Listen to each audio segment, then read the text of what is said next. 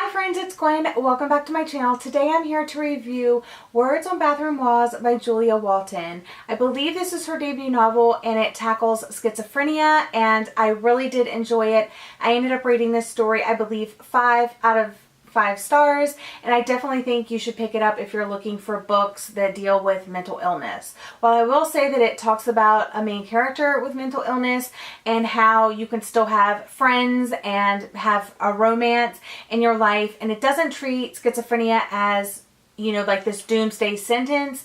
It doesn't really give you a lot of medical facts about schizophrenia, so if that's something that you're looking for, I would maybe look for another book. In Words on Bathroom Walls, our main character, Adam, is schizophrenic. He's been schizophrenic since he was 12 years old, and now he is 16, and he is on this experimental drug trial for this fake made-up drug that's supposed to help curb his visions. He does see visions and hears them. He puts them in the form of people. There's Rebecca, there's a mob boss, there's Jason. He has a whole bunch of different people that he sees over and over again.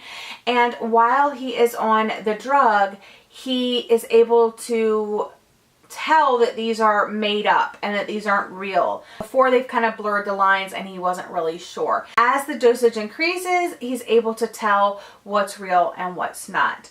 But I really did enjoy this book, and I just want to tell you a little bit more about it. So the story is actually told through journal entries with his therapist, because he really doesn't like talking at his therapy appointments. So his therapist has given him a notebook and talks to him, and then he kind of records his responses.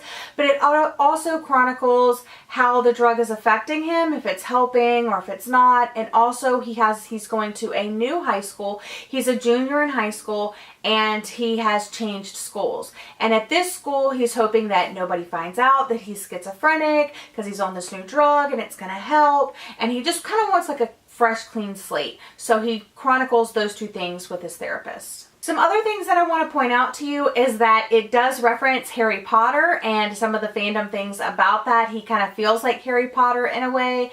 Also, it references When Harry Met Sally, and I thought that was hilarious because When Harry Met Sally was like on my mind, and I was talking about rewatching it, which I still haven't done, so I need to get on it.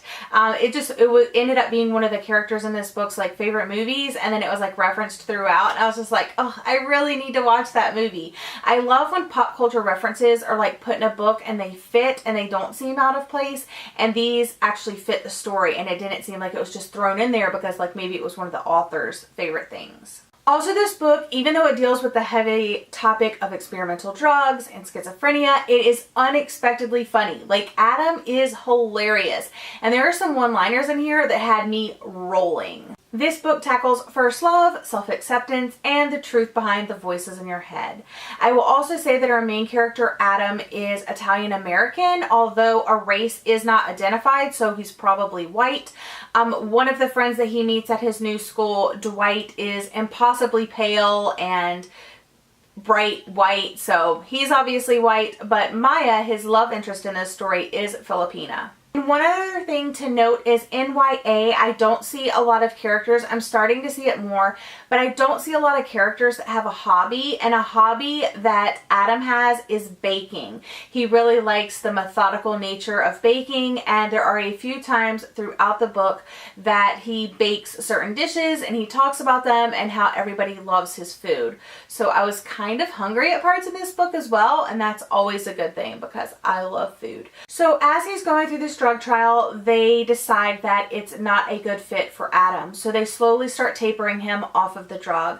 And with that comes devastating consequences. Things start to spiral out of control, and everything that Adam tried to hold dear, that nobody would find out that he has schizophrenia, it all kind of comes to light. So it's a little devastating towards the end, but it seems realistic and honest that way.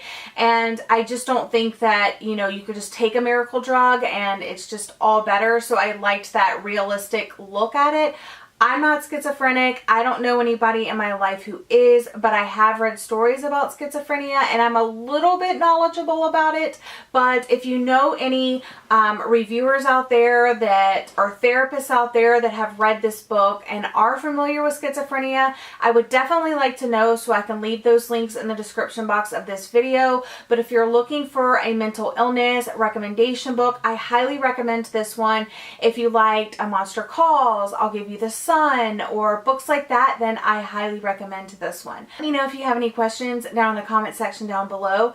And don't forget, you can reach me on all of my other social media, which is always linked in the description box of all of my videos. But thank you for joining me. I hope you're all having a lovely day, and I'll see you again in my next video. Bye!